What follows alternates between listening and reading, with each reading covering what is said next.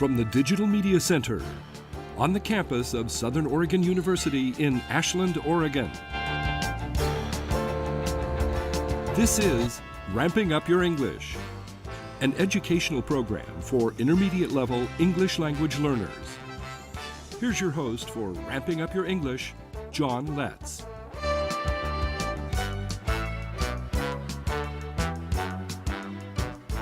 Welcome to Ramping Up Your English, winner of the 2017 Southern Oregon Television Award for Program of the Year and the Best Education Show. Ramping Up Your English is an educational support program for intermediate English learners. It's a program for people from all language backgrounds. Ramping Up Your English is also for people of all ages. Now, if you've already passed the beginning stages of learning English, you want to reach higher levels of proficiency, this program is designed to meet your needs. We take a content-based approach to helping you reach higher levels of English proficiency. Our current thematic unit is Animals. This is segment 1 of episode 74. One of our previous episodes in this unit focused on the animals of Africa. In this episode, we return to that great continent by interviewing someone who's actually traveled there. Please welcome to Ramping Up Your English my special guest, Regina Ayars. Regina, welcome to Ramping Up Your English. Thank you very much for having me on the program, John. You're certainly welcome. And understanding an interview can be a challenging task in any language. The viewer has no way of predicting what the interview subject may say, and having two voices can present a further challenge.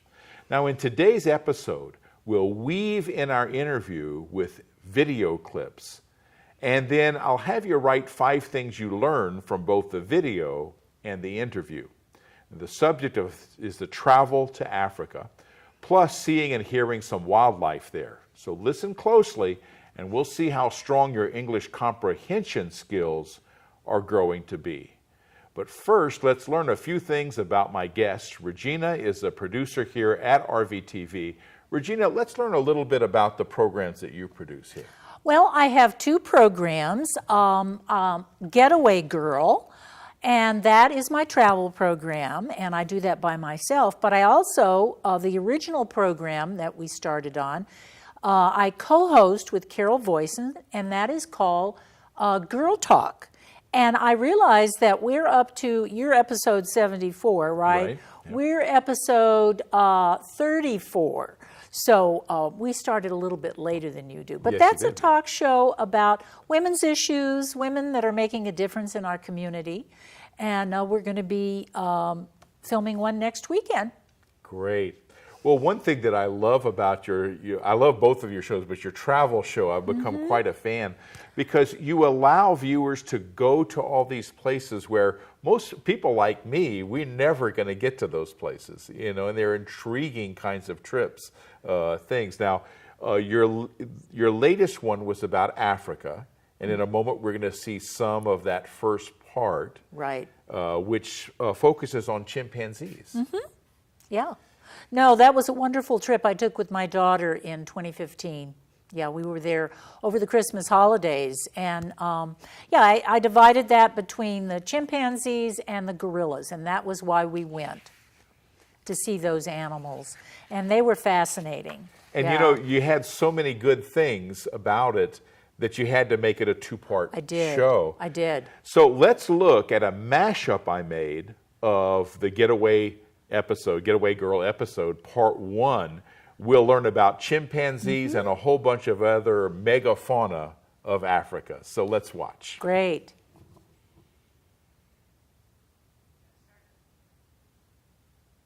Another day trip was a short boat ride to a chimpanzee sanctuary on Ngamba Island, established 20 years ago as part of the Jane Goodall Institute. New animals are quarantined for 90 days prior to coming to the island. The 100-acre island sanctuary is home to close to 50 orphan chimpanzees. We were told if there was an emergency and the chimpanzees escaped, we should walk into the lake. Chimpanzees don't like water. This is good to know. We were taken to a tall platform where the chimpanzees gathered for meals. At the appointed hour, they came in from the forest where they spent their days and excitedly demanded their food, fruits and vegetables which are delivered to the island every 5 days. You can observe them using sticks to reach for food, which is a skill that was not known about chimpanzees until Jane Goodall observed this behavior in the wild. Chimps were all ages. Chimps live to be 30 or 40 years old if they survive to adulthood, which is considered 12 years old. Females live longer than males, as with humans. One chimp in captivity was known to live to the age of 72. That's hard to believe. They all had names and written biographies that we could read if we could match up the photos with the actual face and body of the animal. I bought this apron with Tumbo's face and name on it.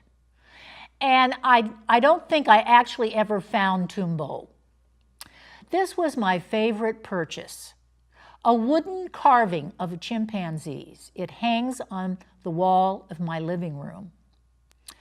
Africa, that was her name, is framed and hanging in my bedroom wall. 100 years ago, there were a million chimpanzees in Africa. Now, as an endangered species, there are about 200,000 in the wild. The chimps on the island must learn to live in a community, and they roam free during the day but sleep indoors at night. Caregivers ensure that the animals are healthy, and those who have special conditions receive special diets. Bonds are developed much as with a child and a parent. Let's listen to the chimpanzees.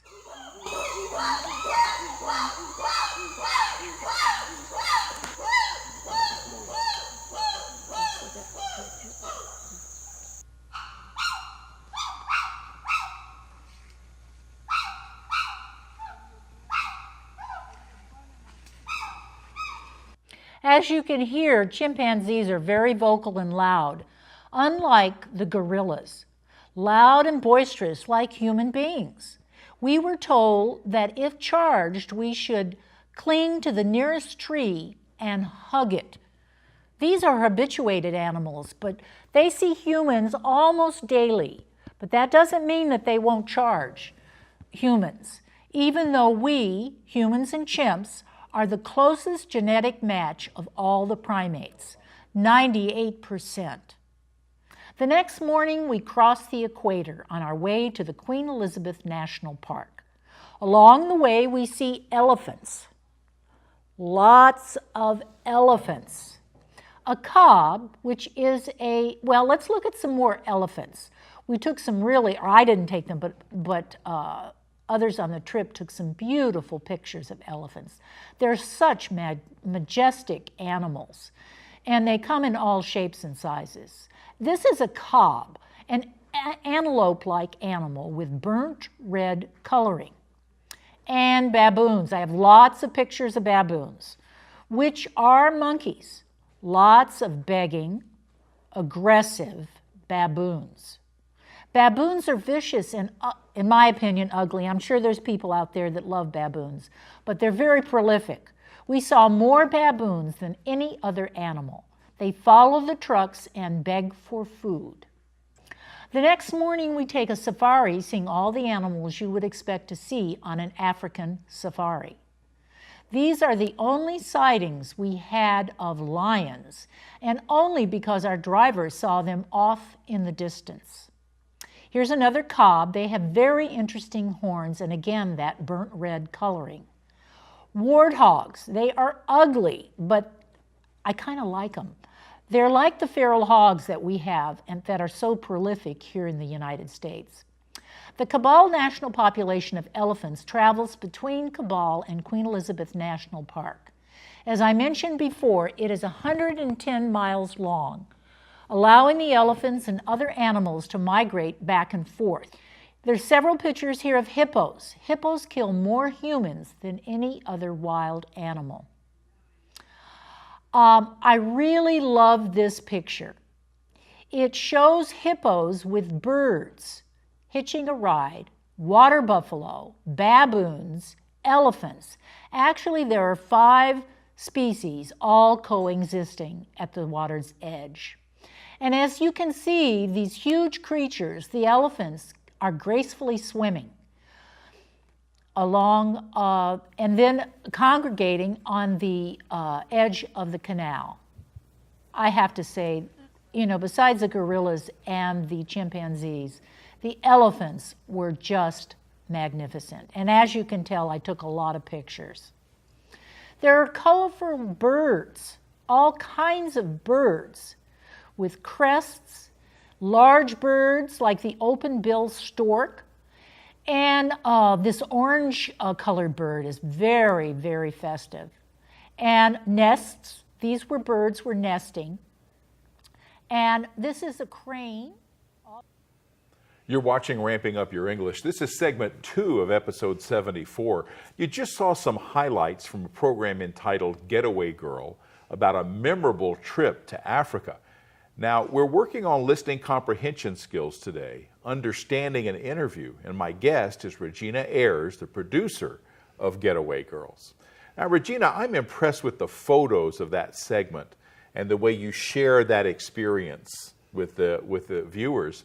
Let's talk about your experience with those chimpanzees. Well, we got to see chimpanzees twice. And of course, in the other video, we talked about seeing them on the island. And that was very, inspiring because you could see how smart they were. So the chimpanzees, I think I've said in one of the clips is that I preferred the gorillas. The chimpanzees are very animated, and they're very much like human beings. They squabble, they fight, they run after each other, and I think of that 99% or right, 98% yeah. of the DNA we share. They are very much like human beings, and so I really like the chimpanzees. They were more animated. And you could see their personalities, much more so than the gorillas.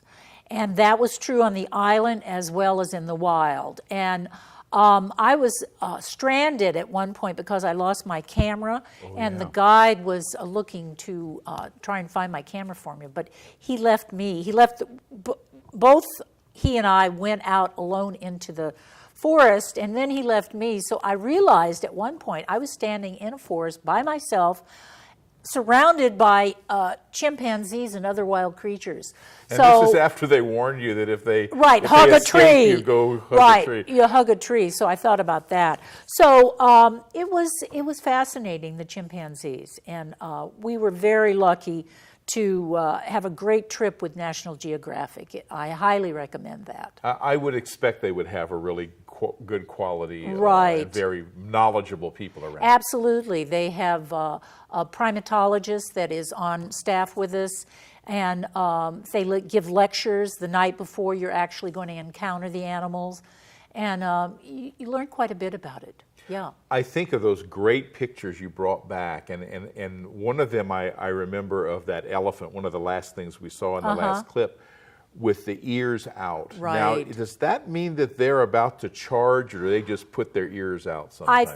I think that does mean there's one in there where there's a smaller elephant, and he's kind of learning what he's supposed to be doing, and you can see him put his ears out. And yes, that is they're indicating to us, they're bluffing in a lot of respects. Yeah. They're not going to charge, but they want you to think that they are. So that's kind of the first sign, is right. what I've heard of. You probably don't want to get closer when right. you see that, and you might want to make yourself might back off a little bit, maybe. Right. Yeah. They just amaze me. I love elephants. Now, one thing I've always been intrigued by, which was part of your trip, I've always been intrigued by gorillas. And to see and hear them in a natural environment with their social groups, that must be a real quality peak experience that you had. Tell you what, let's see some highlights of that part of your trip, that great travel experience. Great.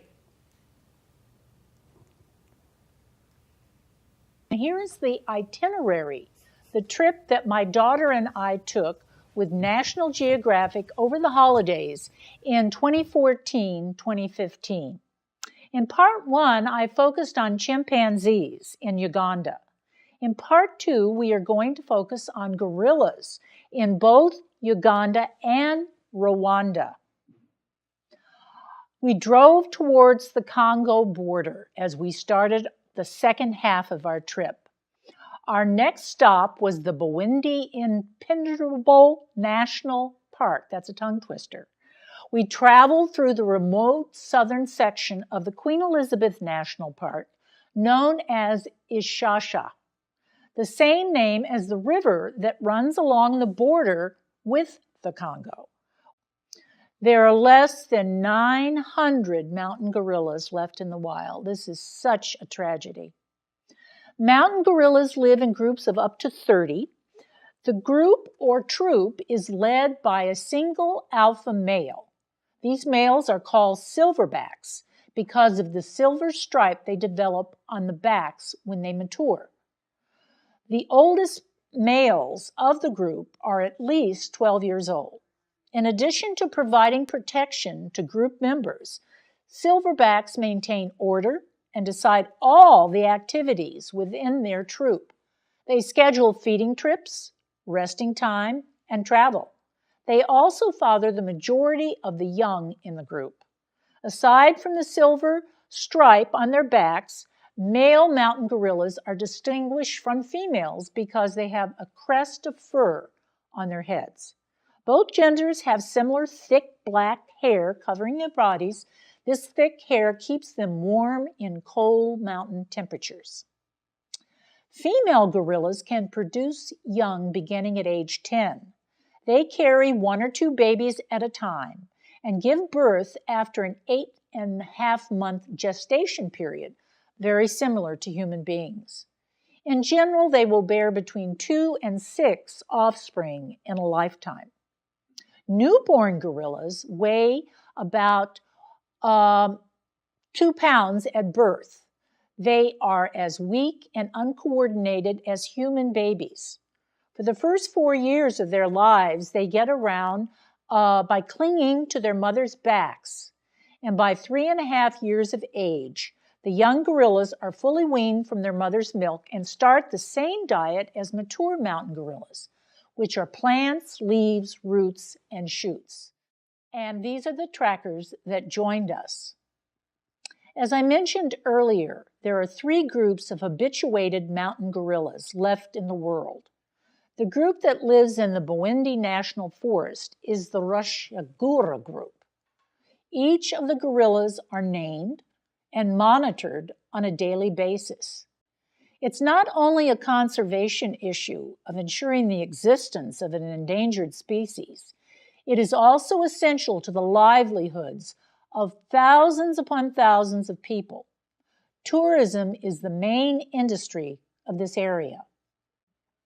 We hiked for about 3 hours and suddenly the gorillas appeared out of the forest. Let's take a listen.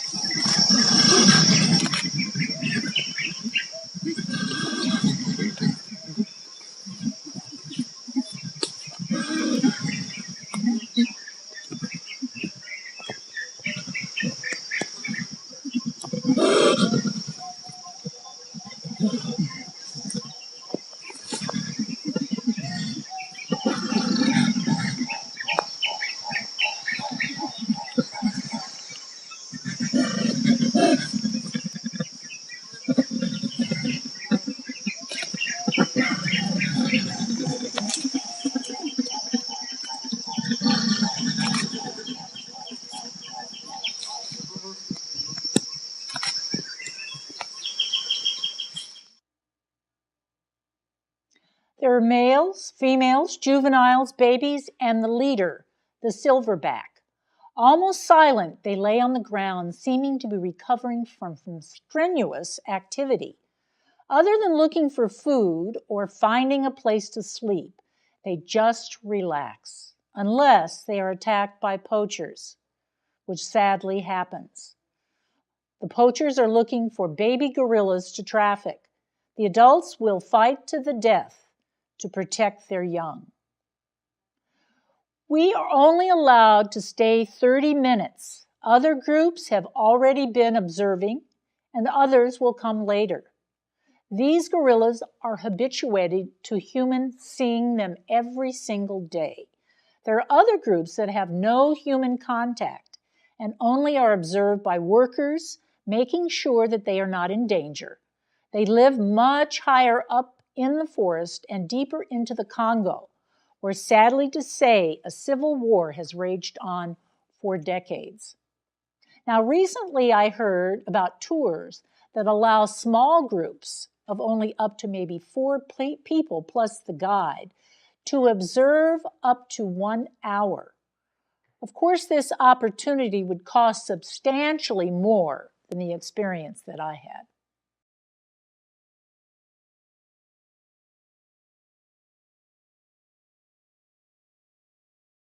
We quickly discover the gorillas. We find them sitting together under the trees. Now look at the lashes on this juvenile. This gorilla is building a nest in a tree. Then you can see the finished nest. They sleep up off of the ground. Now I love this picture. He looks so calm and peaceful. He is a silverback. He's like sunning himself. Look at these infants. They're so adorable, all fuzzy and wide-eyed. They stay very close to the adults. You're watching Ramping Up Your English. This is segment 3 of episode 74. Now, what you just watched was another RVTV program entitled Getaway Girl. It was a segment from that. Now, I have the producer and host with us today. This is Regina Ayars. And Regina, I'm curious, what did you feel when you were in the presence of those gorillas? Well, because they don't make very much noise. I mean, and as you heard from the tape, from the video, there's these low grumblings and, just small movements. They don't move, except for the infants and the juveniles that are moving around. So they're so huge. I mean, their presence takes over the area that you're in. And of course, you've been warned not to approach. And if an infant approaches you, you're told not to engage with it because the babies will come because they're habituated.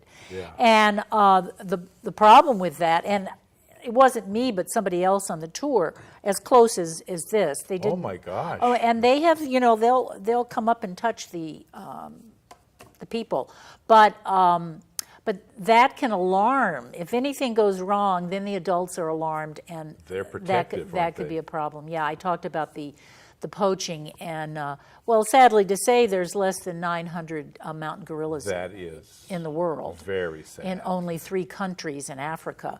So you think about how fragile this species is, and we as human beings there in their presence, the honor of seeing them, and the fact that future generations may not have that opportunity to see these creatures, these wonderful creatures, the great apes. So I hear you're going to Mérida, Mexico next. I am. Well, I was in February, but that's my next Getaway Girl show. Oh, that's right. Yes. Yeah. So you take us to Mérida with you. I am taking you there, so you'll enjoy that. I understand you've already been there. Yes, I have. Yes. So that's my next trip, and it's not Getaway Girl's not a series, so we're just on every now and then. So you have to look for us and catch us. Regina, thank you so much for being here. Well, thank you very much, John. I enjoyed it. And Regina, thanks so much for sharing your great travel adventures on your show. And what I want to tell our viewers, if we can get that script going, there we go, then I highly recommend watching Getaway Girl to intermediate English learners. It's you. I'll have links to archive shows on my episode 74 page on my website. And I'd love to hear from you and see how you're progressing with this program, Ramping Up Your English. So send an email to letscreatepro@gmail.com or visit my website, letscreate.org, for all the support materials for this episode and all of them. Just navigate to the episode 74 page. Now, you can watch and even download all episodes of Ramping Up Your English at that same site, archive.org/details/ROGUE-TV. Use the search box by entering Ramping Up Your English, and you'll find all the episodes there.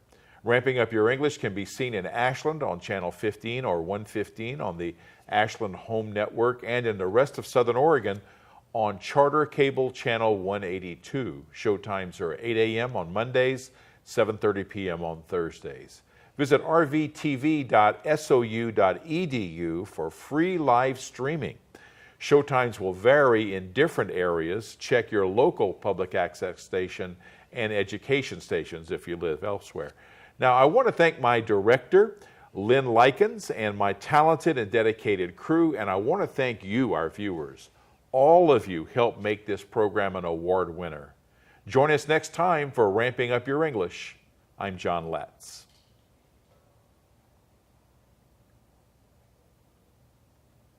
You've been watching Ramping Up Your English, a support program for intermediate level English language learners. Learn more. Visit our website at letscreate.org. You can also watch or download today's program at archive.org/details/ROGUE-TV.